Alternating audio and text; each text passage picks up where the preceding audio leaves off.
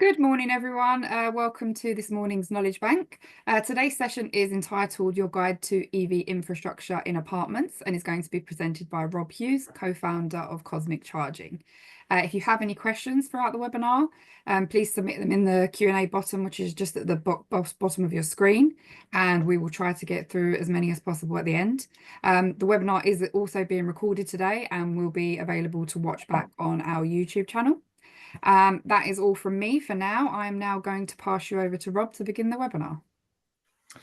Thanks, Vicky. Good morning, everyone. Thanks for finding the time this morning to join us. I can see there's the numbers are ramping up as we're getting going. So nice to see you all. I'm Rob. I am one of the co-founders at Cosmic Charging and one of the directors. This is me. This is me doing some speaking on a normal stage. It's nice to be able to do a bit of both, I guess. We have been going for a little while now at Cosmic, but prior to launching Cosmic back last year, we were actually working together, me and Jay, my co-founder, who's also on the call, for 10 years in the EV infrastructure world at various different places. So 10 years in the EV world is quite a lot of time. That's prior to Tesla being in the UK. That's kind of Nissan Leaf, first generation territory, not very many EVs on the road, that sort of thing. Prior to that, I was working in facilities management and energy. So for the property managers on the call today, I can very much relate to some of the the busy lifestyle that you guys lead and the ducking and diving you have to do on a day-to-day basis to keep your properties moving. I've probably, and this is obviously a guess, but I've probably surveyed maybe 500 car parks myself over the years. I've been in and out of different places. When I first started, I thought that every car park was basically the same. Turns out that all 500 of those car parks are unique in their own way.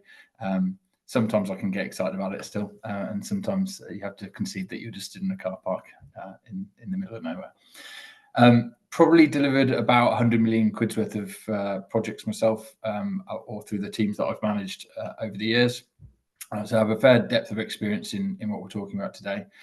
And I kind of gratefully, I was involved in initially proposing the infrastructure grant, which is a main component part of how the kind of commercial solutions for EV charging in apartment buildings work in the UK today. So I actually proposed the £50 million government grant that's available, and then help the government create the kind of claiming process on the website and that sort of thing for that to come through.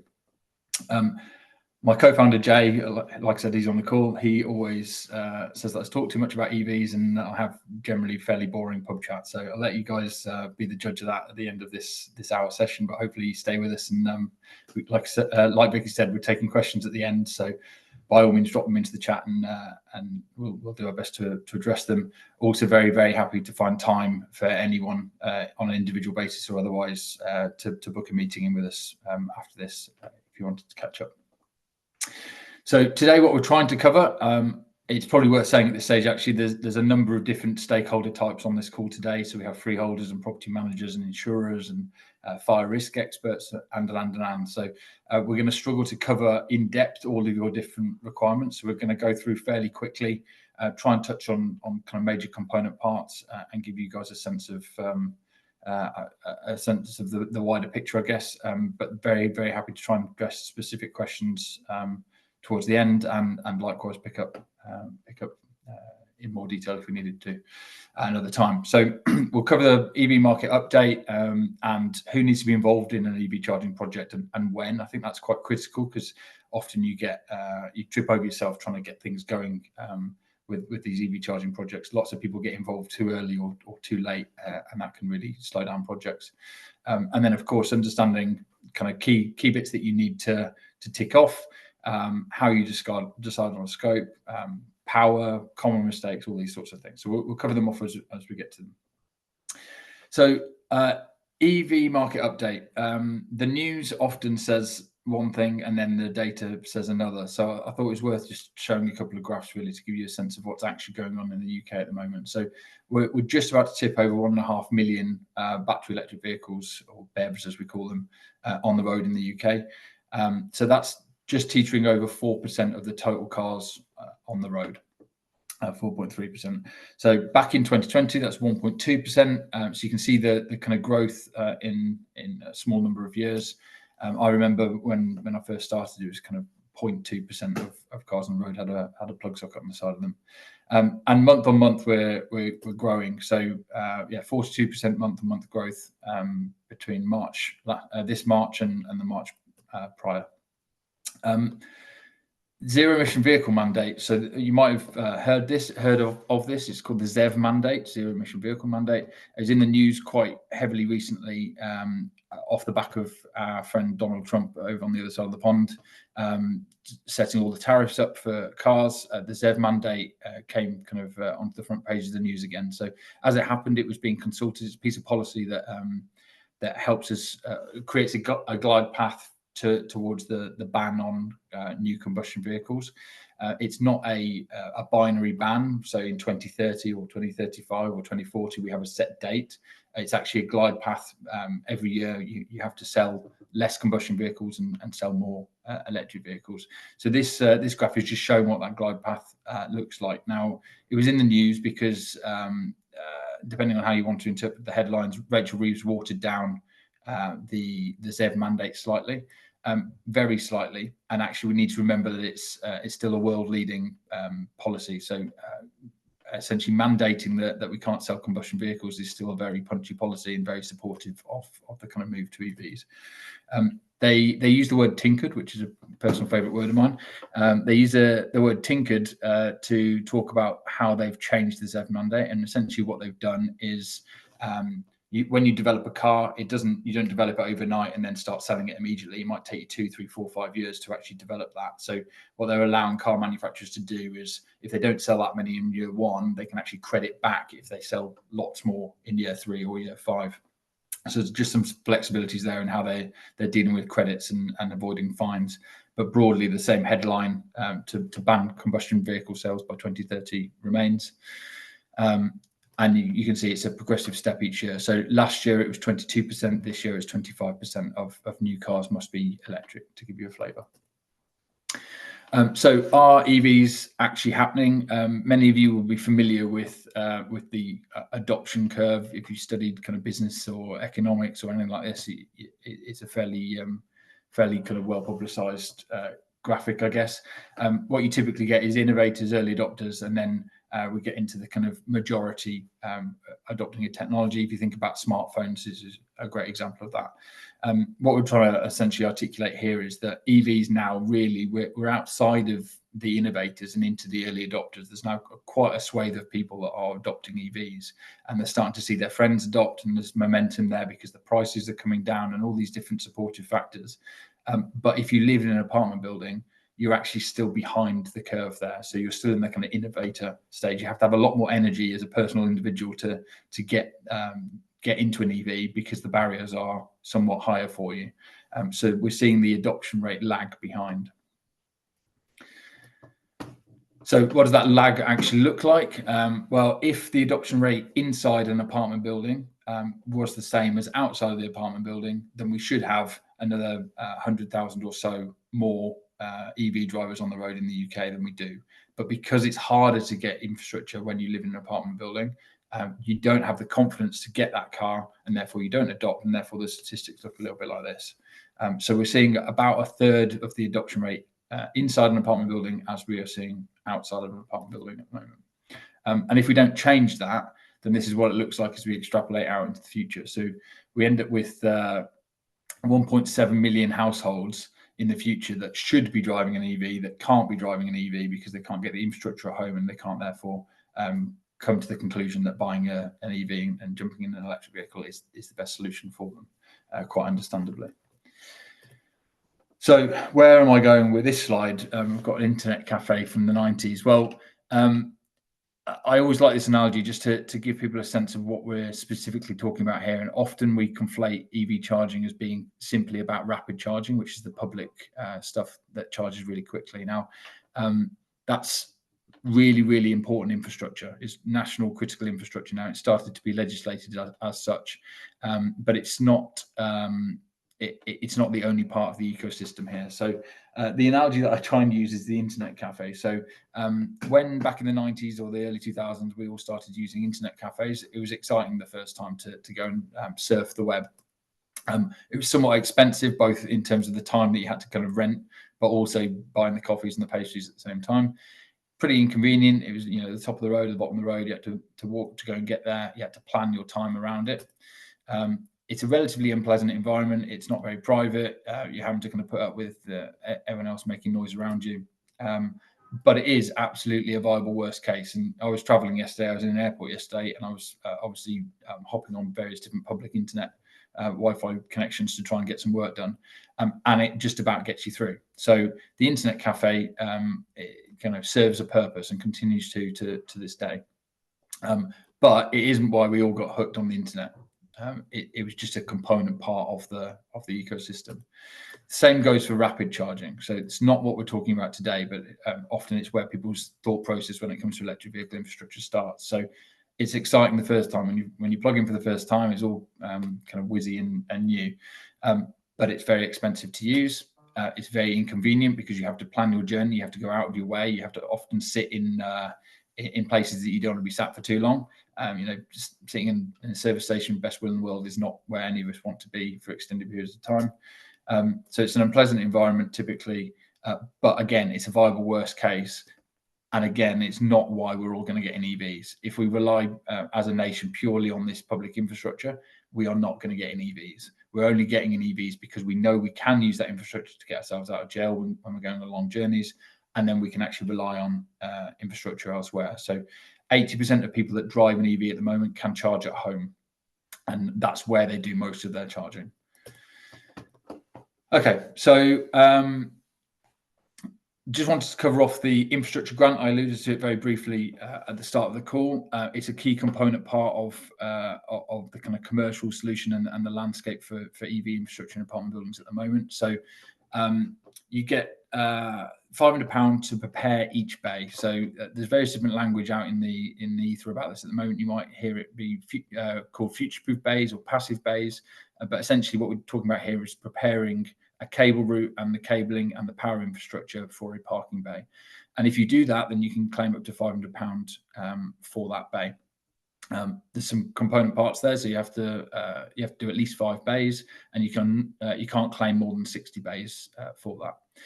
Then when you come to install a charger, you get £350 to install that charger. So for one bay that's got a charge point actively installed and all the pre-cabling to get it prepared and ready, you can claim up to £850. The power capacity, critically, it must be in the near vicinity of the bay. So if you're preparing a bay, you can't prepare the bay by saying the power is 15 meters over there, that bay is now ready. It has to be in the near vicinity of the bay so that subsequent installation of the active charge point is clean, straightforward, not very much hassle, doesn't require complex RAMs, and doesn't require a huge amount of money. The funding is capped at 60 bays or 75% of the project value. If you are an institution, so if you're a freeholder or a social housing group, for example, you can make 30 of these claims per year. So theoretically, if you maxed out the grant, it's up to 60 bays, £500, that's £30,000, and you can claim that 30 times. So up to £900,000 per claimant per year, if, for example, you're a social housing group with a large portfolio. There are some exclusions. You have to have a company number or be VAT registered. And the grant currently expires at the end of March 2026. Now, the government, rightly or wrongly, they only ever extend this grant every year. So you only ever have kind of 12 months worth of clarity as to whether it exists or not. But it's just been renewed a couple of weeks ago or a month ago. So it now exists until the end of March 2026. Okay, so who's involved in doing an EV charging project? So what I'm trying to articulate here at the start is you get some very obvious project steps. So identify where the project is that you want to work on. Pick a provider or a number of providers that you want to engage with to create a solution. Typically, then you'll do a desktop feasibility. So have a look at the plans, the fire risk assessments, what the lease allows you to do, how the bays are allocated, how many bays there are. How the property is being managed, are the stakeholders engaged, these sorts of things to understand how feasible the project is to try and execute. Then you typically do a detailed site assessment. So you know, get providers to come to site and have a look at the power and have a look at where the cables could go and that sort of thing. And then you'll have a kind of a moment in time where you sit down and understand the commercial options that you have available to you, the legal options, any safety considerations, and kind of best practice guidance that you want to adhere to around accessibility, for example. Then you instruct the project, and then the project gets delivered, and then there's an ongoing key element here is the ongoing maintenance management and administration, making sure that billing is being done properly, for example, making sure that there's an annual maintenance regime in place. So that's your kind of typical project lifespan. What I'm now going to do is flick up some of the stakeholders that might get involved and when. Not all properties have freeholders, and you know, we do a lot of work in Scotland, so the property structure is somewhat different. But to give you a flavour, the kind of the deep pink blocks here is where your engagement as a freeholder is likely to be heaviest, and then the kind of white outline or white blocks your engagement will be lighter. And then where there's no block at all, that's essentially where you don't really need to get involved too much at all. So as a freeholder, you're probably going to get involved very heavily in identifying across your portfolio where the most likely sites are, and then selecting the provider that you want to partner with. But when it comes to the detailed desktop assessments, you can be passing that through to your property management teams who are going to be taking that sort of thing on. So you get a flavour for what I'm doing here with the graphic. So same with the resident group. Typically, you'd expect them to not be involved until there's a bit more detailed site engagement as to what their demand looks like. And ultimately, you're probably not going to install infrastructure unless there's some stated demand from the resident group for this. And then they get involved on an ongoing basis in terms of facilitating moving cars out of the way, for example, for the installation, or engaging with the pricing structure and comms around the actual administration of the units themselves. Again, fairly light touch for the resident groups. The PM, or in Scotland, the factor, typically less involved in the early strategic calls as to who's engaged, but then significantly more involved in the execution of the project itself, doing detailed site assessments and facilitating site surveys and this sort of thing. Charging provider probably stands to reason that they get heavily involved largely throughout. Many charging providers will do a desktop kind of assessment of your portfolio and then look to get engaged off the back of that work. And then from there, essentially heavily involved throughout the whole thing, assessing the sites, providing detailed proposals, supporting kind of any legal or safety considerations, etc. Insurers and fire risk. So often these are the guys that are completely omitted from the process, and essentially then their omission holds up the process once it comes to approval. So we really encourage active engagement early. What we're looking for here is for fire risk assessors and insurers to understand what the project is trying to achieve and to contribute to the solutioning of that project. Whenever we design a project, you want to mitigate risks as far as possible. I'll talk in more detail shortly about fire and insurance. But essentially, we want to have early engagement here with these stakeholders to make sure that any scope that's being produced is wrapping in their considerations as far as possible, and then ongoing checks and kind of iterations of that process as we go forward. And then the lawyers, typically this gets easier and easier the more projects you do, but the first project there'll be fairly heavy engagement to make sure that the structure of the contract makes sense. The lease will allow you to do work on the property and so forth.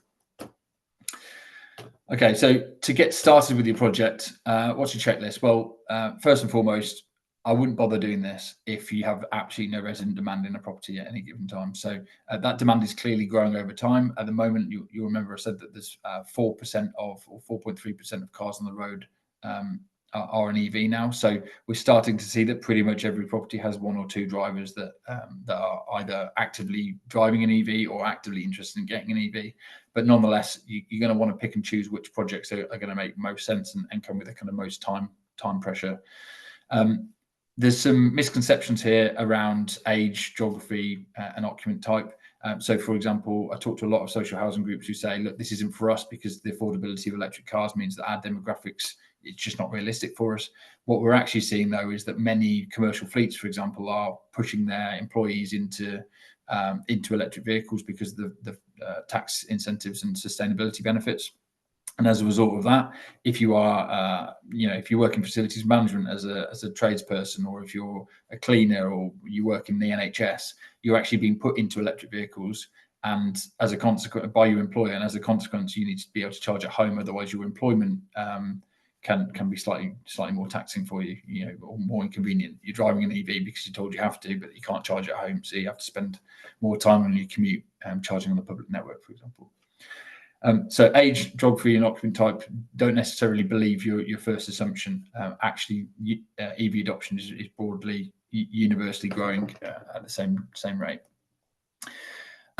Always check that you have a legal right to install and that you have the rights from the owner. So often you'll get leaseholders that won't understand the structure of their lease and the importance of freeholder engagement, for example. So we'd always really encourage residents that inquire with us to gain those permissions first before the project can really proceed. Power, or a plan for power. So most properties haven't been designed with EV charging in mind, as you might imagine. So if they're built in the 1970s, power capacity for EV charging was not the foremost of the design plans. So there are a couple of options here. The most expensive of which is bringing in more power into the property, physically bringing more copper in. That is expensive and takes a long time.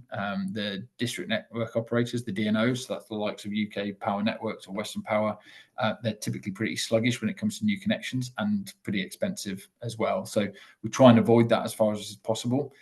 What you can typically do with power is take the existing power capacity and manage against it. And I've got a slide on that in a second I'm going to talk to you about. So, but thinking about what your power plan is really, really important. And there are scenarios where simply the property doesn't have any power, or doesn't have power in a viable location.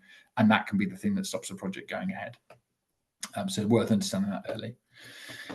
Stakeholder engagement, freeholder, property manager, residents. It's pretty obvious that you need to engage with those different groups to understand what the demand is and what the sentiments are for where the project, where the individual charge points can go, and this sort of thing. The bay ownership, allocated right to park. This is actually the first question that we start with when we're talking to customers. Do you know how you can park your car? Can you park anywhere in any bay, or do you have to park in a specific bay, or is it a bit of a blend of both? So there's specific bays that you can park in, but there's also contractor bays or visitor bays. These things really determine the technical solution that we'll end up delivering for you. And again, I have a slide on that very shortly. Building safety. So are there any ongoing works? Obviously, we quite often come across properties that have ongoing cladding works or planned cladding works. It's typically wise to just wait for those projects to come through to fruition before we start engaging and adding more complexity into the property. So there's just an acknowledgement of wider property issues that needs to be taken into account before projects proceed. So this is what typically happens, and this is what we desperately want to avoid happening. So if there's any freeholders on the call, if you are saying no to projects at the moment because individuals are asking to proceed, well done, that's the right thing to do. If you are saying yes, then stop saying yes until you have a plan for that property, because it can become a bit of a pickle later, essentially.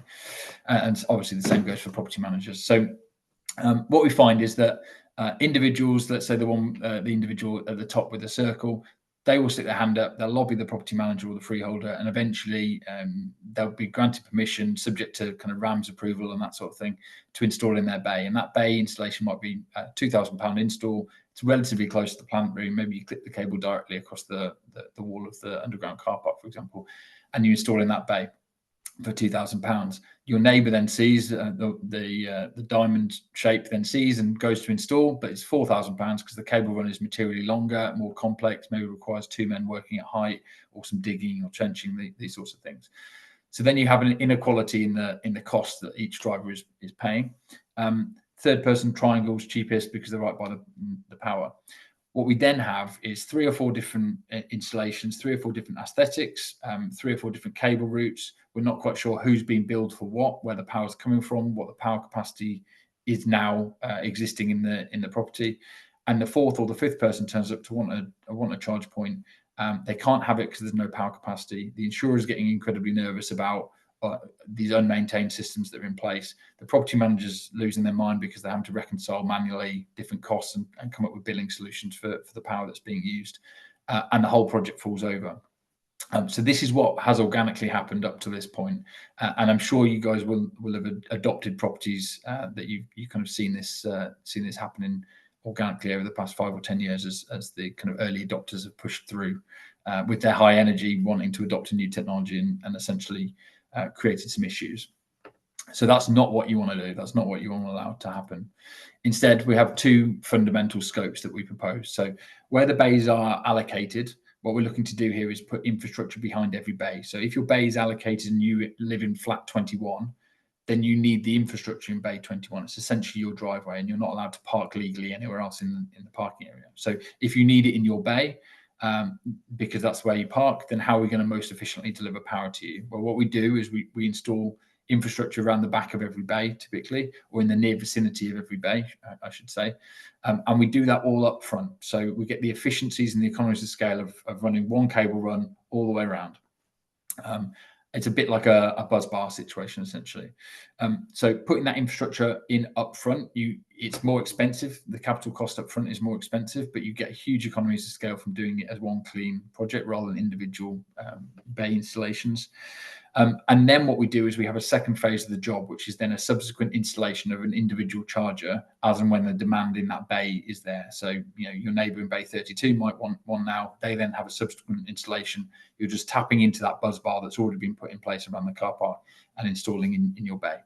Everyone therefore gets a standardised cost for that second installation, and we have an upfront capital cost for that main infrastructure works. And I'll come on to that upfront capital cost in a second to talk about your different options there with how you can potentially navigate that.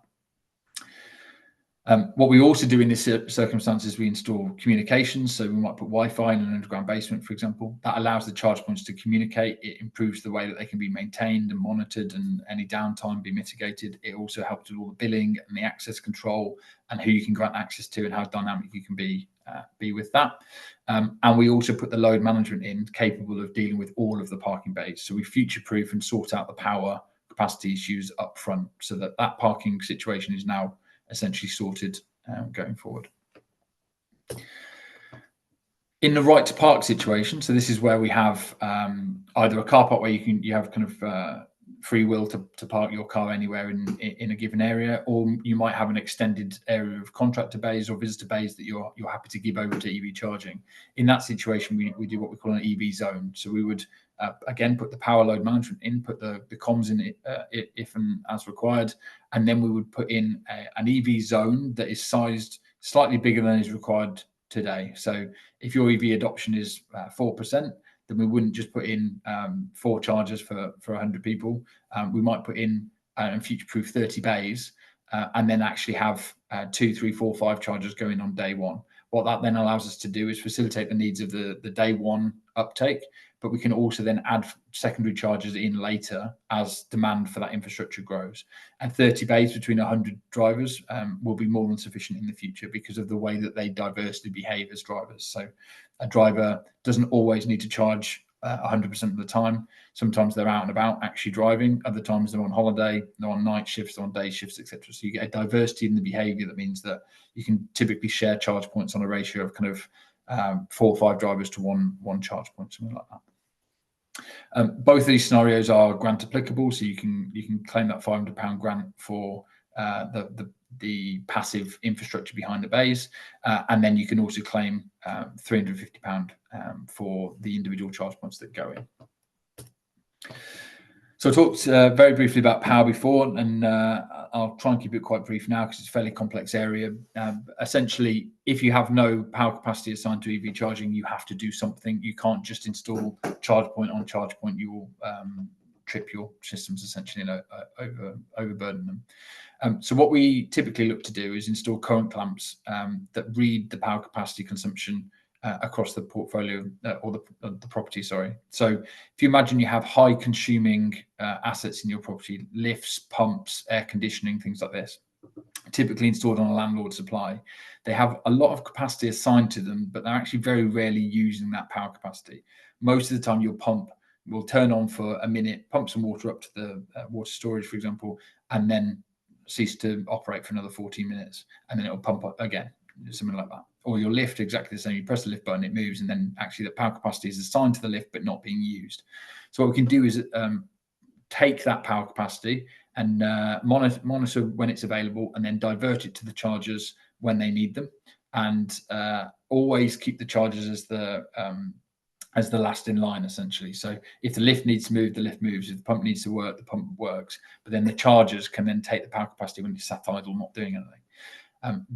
By doing it this way, we're able to essentially maximize the power that's already in the property without needing to upgrade the power. It's a really, really cost-effective way to do things. It has no bearing on the overall operation of the property outside of EV charging, and actually it has very little bearing on the performance of the chargers because of the way that it dynamically shares the power around.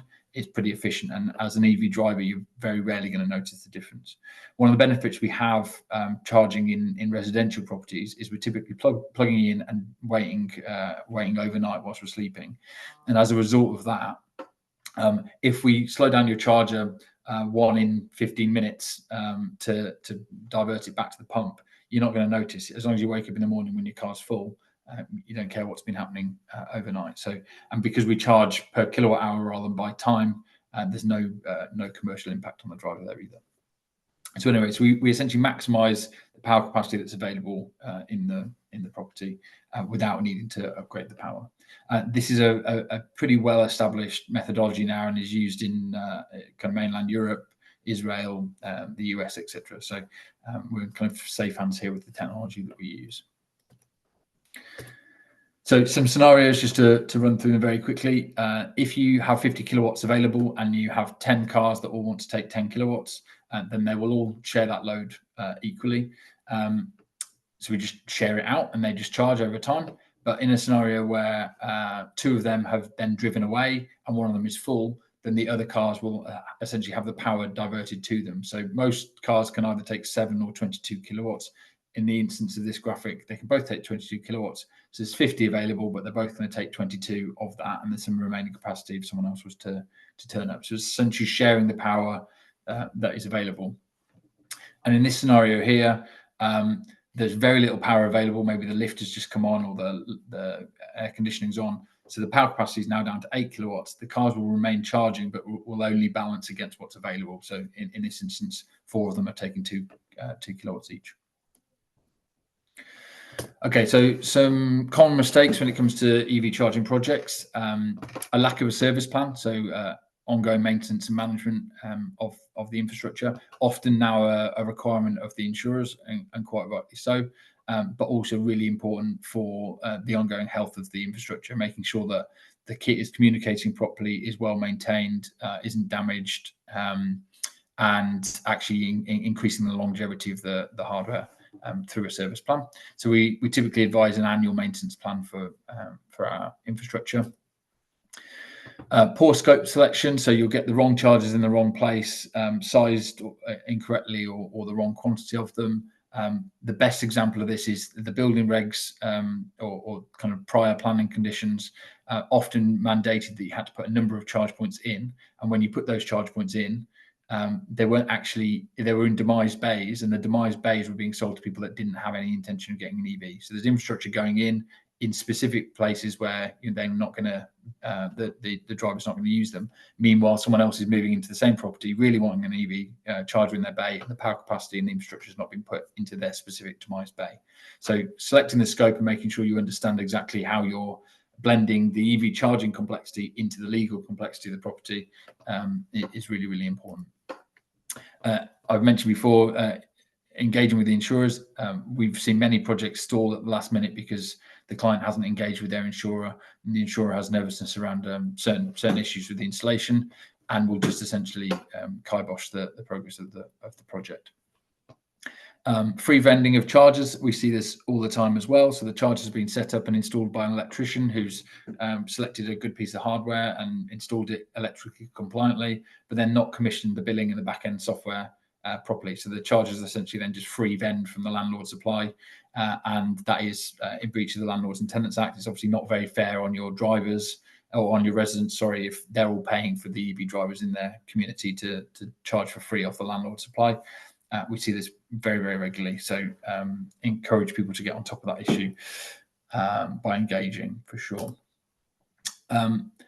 You often get the absence of the ultimate decision maker. So by that, I often referring here to the freeholder. So the property manager and the residents will be running around trying to facilitate surveys, and they'll bring together a proposal and then go to the freeholder, and the freeholder will have a different strategy ongoing with EV charging, and the two paths will cross for the first time at what the resident thinks is the decision making moment, and it turns out not to be, and the project takes a long time to then move forward from there. So we'd encourage early engagement with all the relevant stakeholders. And then lastly, we often see that the tariffs that are being used on EV chargers don't really take into account of the opportunity to save money by selecting the right tariff specific for EV charging. So what do I mean by that? There's lots of tariffs on the market today that offer cheaper energy overnight when people want to charge their car when they're typically sleeping. If you can put that infrastructure onto an EV energy tariff, then you are likely going to save your residents and drivers a significant amount of money by doing that. So it's not always possible, and it's not always the right thing to do. There's lots of considerations around how the infrastructure is going to be used and when it's going to be used through the day. But we'd always encourage you to have a look at whether you can get a better tariff now that you've got lots of EV drivers charging on your system. Okay, so I promised I'd talk about fire and insurance. So it's a subject that is pretty close to my heart at the moment. I'm doing a huge amount of policy work and engagement on this with various different stakeholders. There is a huge amount of research and data out there now globally and kind of sponsored by UK stakeholders. So we've got Arup that wrote a report in 2021, and RISE, for example, who are a Swedish fire research body. Syria have just published a new report a month or so ago, the FPA as well. All these different reports are coming up with different perspectives. Now, I'm pretty critical about some of these reports, I'll be completely honest, because most of them are written from one stakeholder's perspective. So they might be written from an EV charging provider's perspective saying, look, this is all beautiful and fantastic and straightforward. They might also be written from a fire risk assessor's perspective saying, you must do X, Y, and Z, A, B, C, but with absolutely or very limited context as to the mitigations the EV charging provider is putting in place, or the legal context as to how the site can be structured. Best example of this, the Arup report recommends that there's space of up to 10 meters left between EV infrastructure and any other bays. Now, that's just not practical if you consider that your average block of flats in London is fully demised, allocated bays. They've all been sold. They've all gone through the conveyancing. They all have mortgages against them. And if you put one EV charge point in, then suddenly every bay has to be 10 meters away from it. It just doesn't make pragmatic sense. It's not an action or a mitigation that can be taken up. So anyway, so there's lots of research out here at the moment, and at Cosmic, along with a number of our peers, we're essentially lobbying government at the moment for greater clarity and collaboration from the industry on this. So if there's anyone on this call that would like to get involved in that, very, very happy to hear from you guys afterwards. There is no clear path here at the moment, but lots of work and kind of engagement from stakeholders going on. Some key headlines though. So the fire likelihood or the frequency of a fire from a battery electric vehicle is dramatically less than a combustion engine fire. Okay, it's depending on the data, you're looking at somewhere between 10 and 37 times less likely to have a battery electric fire than a combustion engine fire. Okay, and there's quite a lot of misinformation around that as well. So often what we're seeing is when there isn't a battery electric fire, we're seeing that hit the front page of the news. And actually, when there's a fire in a car park and an electric vehicle is involved in that fire in the car park but didn't start it, wasn't the cause of it, it was just so happened to park there, again, we see that hit the headlines. So many of you will be familiar with the Luton Airport fire that happened a few years ago now. A lot of the news around that was about electric vehicles being involved in that fire. They absolutely were, because they were parked in the car park, but they absolutely didn't cause it. And it's that misinformation that we need to try and get on top of. As is the case with e-scooters and e-bikes, which both present a completely different risk profile from electric vehicles, but we get disproportionate press coverage about these things. We're advocating for really pragmatic and practical mitigations to be put in place. So there are a number of things that we can do as providers to bring down any perceived or real risks in the car park. So having a maintenance plan, having certified installers, certified charge points, having a speed limit in the car park, making sure the charge point placement is done in such a way that the likelihood of collision is mitigated significantly. These are all really actionable tasks. Making sure that the bin store is not immediately adjacent to the electric vehicle charging infrastructure. These are actionable tasks that don't cost an arm and a leg and actually do make a hell of a lot of sense. The recommendations to, in every property, install sprinklers, it's just not viable. There's not space for the sprinklers and there's not budget for the sprinklers. But what is the case is that there's more and more electric vehicles every day parking these car parks, regardless of whether there's infrastructure in there or not. And therefore, the perceived risk of a lithium-ion battery fire is growing without any of these mitigations being actioned. So really encourage kind of active engagement from any stakeholders on this call about this issue. It's probably worth me saying as well that every car park is unique, and a fire risk assessor should be involved in every project to kind of consult it through. Just talked about this. We want to engage with the government to create policy clarity. We want updated guidance. The ARUP report, in my view, is not good enough. It creates more confusion than it does clarity. And then we want to engage with the insurance industry to make sure that they're happy with that policy clarity, and that policy then creates actionable guidance that that building operators, property managers, EV infrastructure providers can then go and pick up those mitigations, go and action.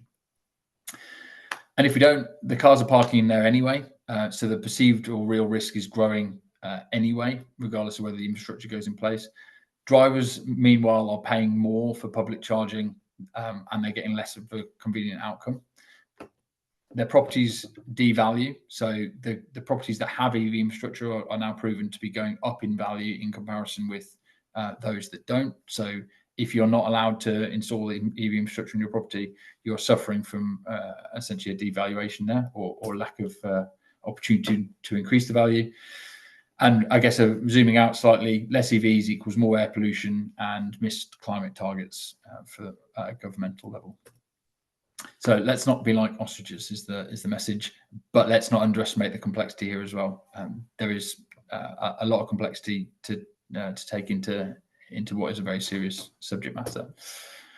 So my graphics just not animated properly. So I talked about the commercials very briefly, and breaking the scope of the projects into two: the large upfront capital cost, and then the ongoing subsequent cheaper, more standardized cost for the individual active charge points going in. What we do at Cosmic is we invest in that large capital cost up front. So we take the benefit of the government grant, and then we pay the remainder that's required to get the project moving. That removes all the costs from the service charge, and means that if you imagine you've got 100 residents in a block of flats, typically statistically at the moment, 4% of them have an EV, 20% of them will get an EV very quickly if they're able to. 20% of them really have no interest, and unfortunately, I have to acknowledge that they really don't have an interest in EVs, and they either don't drive or they like their combustion vehicle, and then 60% of them really are waiting to be convinced, and they're kind of mass adoption grouping. But they can see that other priorities in the property, fixing the roof or the pest control or recovering from the cladding bill cost, they're the priorities for them. So what we don't see is that a group of 100 residents are typically willing to invest in this infrastructure. So that's where we come in. We invest in the infrastructure upfront, and then we make our money back over time through the consumption of or utilisation of that infrastructure. Various different nuances in there, which we're really happy to pick up and talk about in more detail on a project-by-project basis. But the headlines really are: we can, in most circumstances, remove the total upfront capital cost for the resident group, so you can proceed with your infrastructure without any consideration to the service charge, Section 20 and all that sort of stuff. So it's better for everyone by every measure. It's more convenient for the resident. It increased their property value. So Octopus and Baringa did a report recently evidencing that that's the case. EV driving is now viable. It's cheaper than the alternatives. It's actually up to half the price of driving an electric vehicle or using the rapid charging network, and about 2/3 of the price of driving a combustion engine vehicle when it comes to a direct fuel-to-fuel comparison. As an individual resident, you don't pay anything unless you drive an EV and you sign up to our Cosmic network. So having this infrastructure installed in your car park costs you absolutely nothing at all. And you get access to cheaper, greener energy through us as well. As a freeholder or property manager, there's a hell of a lot of hassle in here. We have to acknowledge that. There's a hell of a lot of complexity and things to wrap your head around. So we're able to remove the vast majority of that for freeholders and property managers.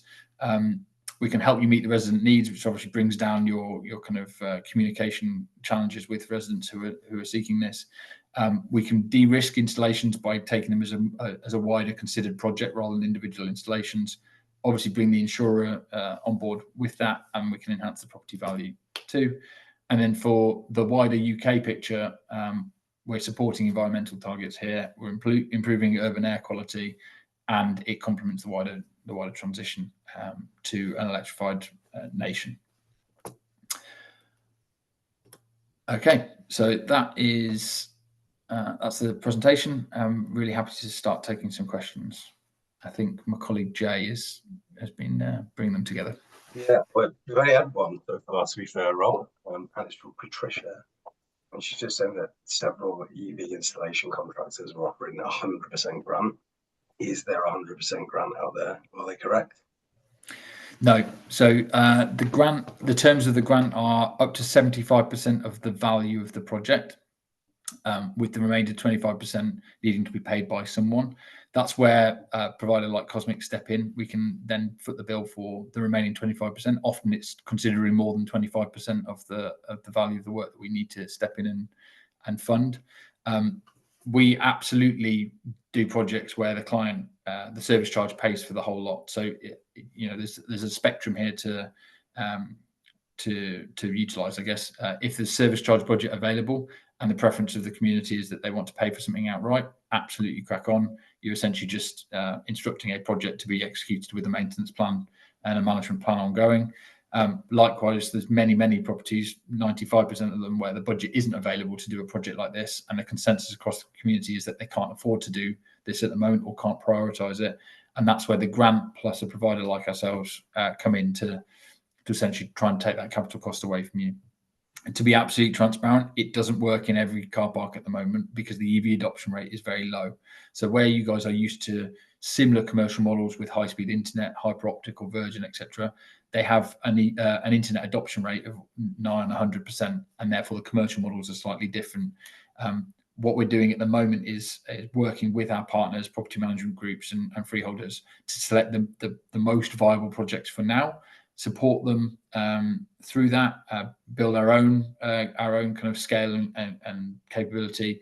And as the EV adoption more broadly grows, 2 or 3 years from now, we're going to be able to go back to the properties that weren't viable today, but are now viable at an 8% adoption rate or a 10% adoption rate, and start to fund those. So it's a case of being selective with the best properties, and for the properties that we can't do now, having a clear plan in place so that can be communicated with the resident group, and all those communication challenges around expectation management are reduced and kind of fronted up.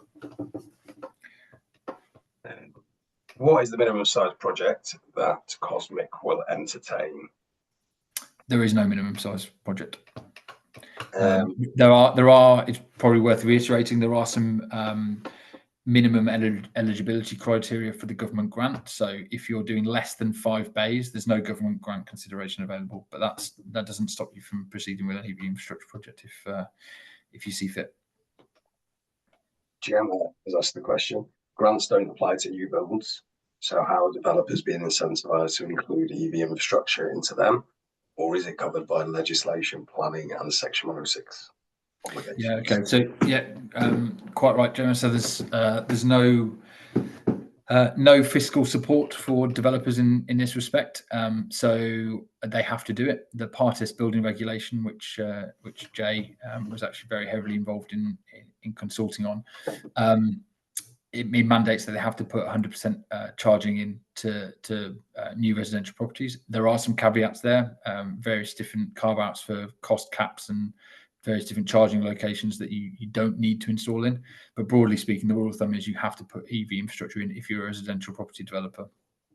So What are they looking for out of this? Well, they're looking for easy to install, cost-effective solutions to meet those building regulations that then don't come with any ongoing hassle. So again, Cosmic work a lot with these developers to essentially support them with getting the design and the installation efficient and correct, making sure they're discharging all their building obligations and planning requirements, and then adopting that infrastructure ongoing to make sure that there's not a long tail of hassle that comes back to the developer. Typically, developers want to build things and leave site, and we're able to take that liability on essentially and manage it for them ongoing.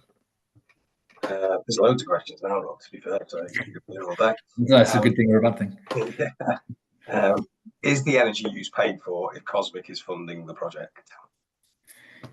Is the energy use paid for? Yeah.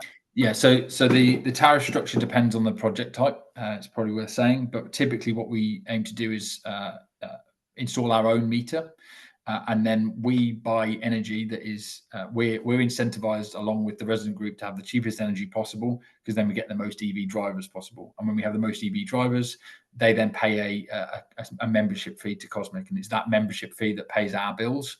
So we want as many of them as members as possible and the cheapest energy as possible. So we along with everyone else on the planet is subject to the kind of global energy markets, but we've got some strong energy partners that we use to find the greenest and best EV tariffs available at that moment in time. And we try and stay quite dynamic about that.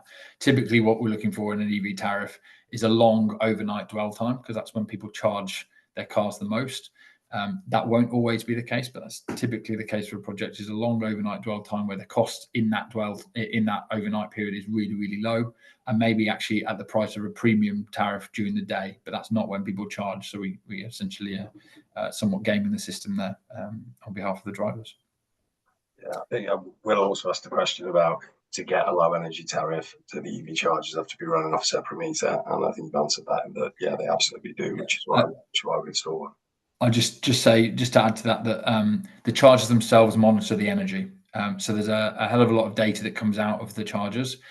We're able to see which specific driver is using which energy, when, how, all these things. So you don't need to have oodles and oodles of sub meters all over the place or anything like this. We typically will install a dedicated MPAN for our system so that we can buy the energy specifically for our systems that make sense for EV drivers.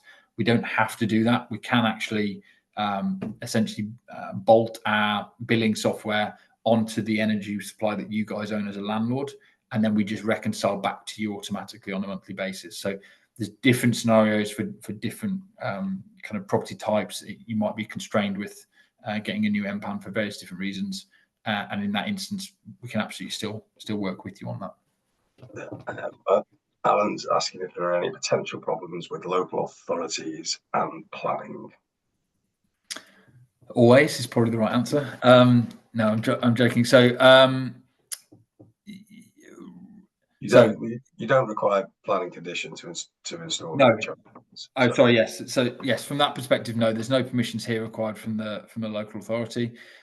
When it comes to new builds, they often are getting involved to kind of prescribe additional scopes and requirements. So if you have any experience of that, we're really, really happy to support you with that. I've got a long history of talking to local planners and telling them that they've not quite understood how this works, and that actually their requirement to put a rapid charger into every house is not the right thing to do, for example. So really, really happy to go into battle with you or on behalf of you for those things where required. I'm a little bit nervous to ask you this question, given that you will talk about it for about the next 3.5 hours. But Terence has asked, although the risks of an EV cause fire are low, he understands there is not currently a known process for dealing with the fire other than letting it burn out. Is that correct? I think the only method known to fight the fire brigade at the moment is to use sprinklers or fire hoses to minimise damage, but it doesn't stop the fire. Is that right? Yeah, you're quite right. It depends. It's probably worth me starting with that I'm not a fire expert, so I'm not kind of fire trained and shouldn't comment too heavily. But you're quite right that electric vehicle battery fires present differently from your combustion engine fires. Typically, you let them, you control the heat release and let them burn out. The best way to control the heat release is by cooling them down. So sprinklers can help. so can fire hoses. You can also use fire blankets. You can also try and remove the car from the space and essentially isolate it. There's a whole load of different ways to approach the challenge, but it's absolutely true to say that there are new challenges here, and the fire service are wrapping their head around it at the moment. So we're for example, we're engaged with the National Fire Chiefs Council on this to try and make sure that the right guidance is in place for them and for us, and there's a complementary kind of solution there. So one of the things that we can do is, if there's infrastructure in place, we can make sure the fire service know that infrastructure is in place, and that they're communicated that, so they know where the isolators are and things like this. So when they turn up on site, they can act swiftly. So yeah, it's not a clean answer, I guess, but I'll stop there because I could talk for hours about it. I'm a little bit nervous about this next question as well, because it's your other favourite topic, insurance. So that's good. Our freeholder is saying that fire risk and the consequent insurance are both too much, as all of their car parks are different. Is there one body we can ask to survey our 110 space garage for a definitive answer? That's Brian in Bristol. Okay, so my perspective on this is, if your insurer is saying no, they're not doing good enough. They're not engaging well enough and understanding the data well enough. A blanket no is not acceptable here. And the reason it's not acceptable is because the risk is not with the infrastructure. The risk is with the cars, the perceived risk, and you know, everything comes with a risk. And the risk in this instance is with the lithium ion in the batteries of the cars. Those cars are parking in your 110 space car park in Bristol anyway. And therefore the insurers should be engaged to understand what that risk looks like over time. Okay, and that over time that risk theoretically increases as well, because there's more electric vehicles on the road. So doing nothing is not an option here. If they are saying we're not engaging, then I would be saying back to them, you need to until we get a good answer. Now that's what I'm doing fairly abruptly in the industry at the moment. I'd encourage anyone with a case study or with a passion for kind of finding the right solution here to come forward and support us with that as well.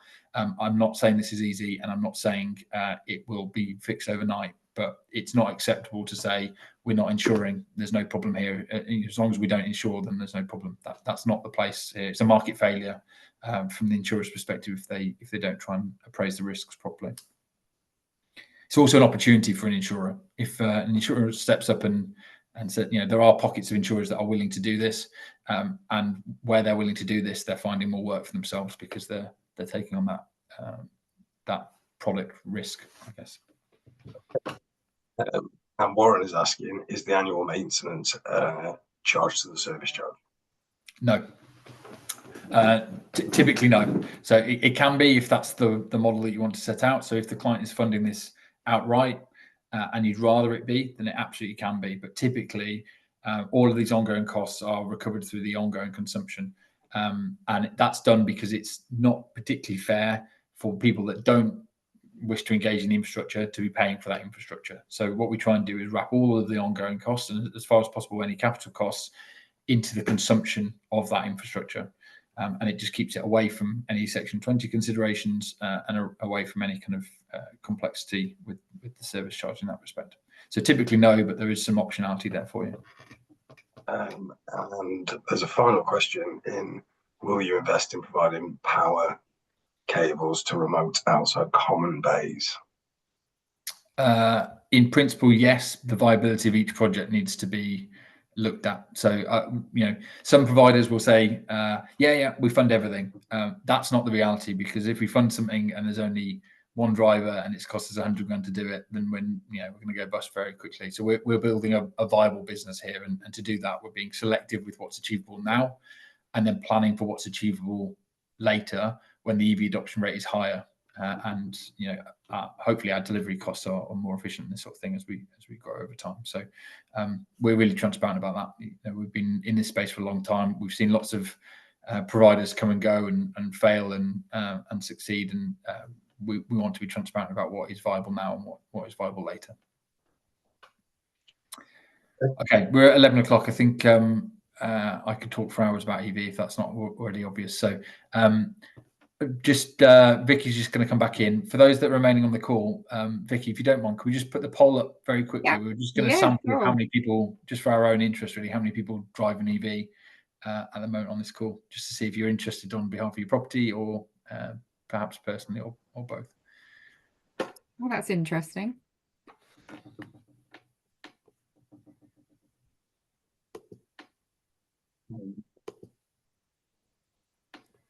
Give them a moment to make sure everyone's had a chance to answer.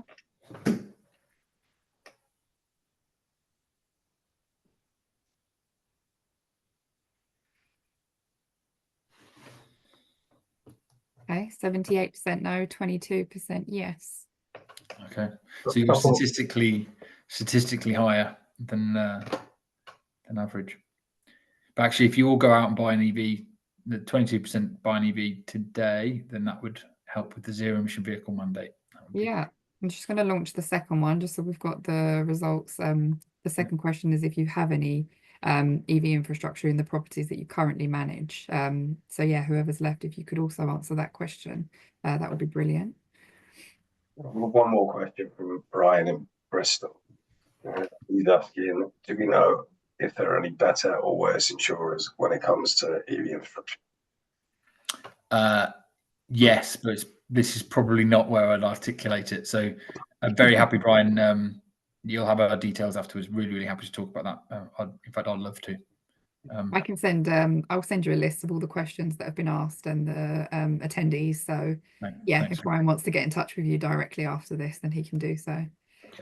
Interesting, it's similar stats on that question, 25% yes and 75% no. So similar to who actually drives them to the properties that they also manage. Okay, that's all then for today. Thank you very much, Rob and Jay, for hosting today's session. That was really, really great. Thank you to everyone that has joined us today. If you would like to join more of our webinars, we have another few coming up over the next few weeks. So if you take a look on the News on the Block website, you'll be able to see more details of them. Otherwise, the webinar has been recorded. I will be sending a link out to that later this afternoon, so you can watch it back. Also for anyone that missed the webinar live. Otherwise, thank you very much. Enjoy the rest of your day, guys. And yeah, see you on the next one. Thanks, Vicky. Thank you. Take care.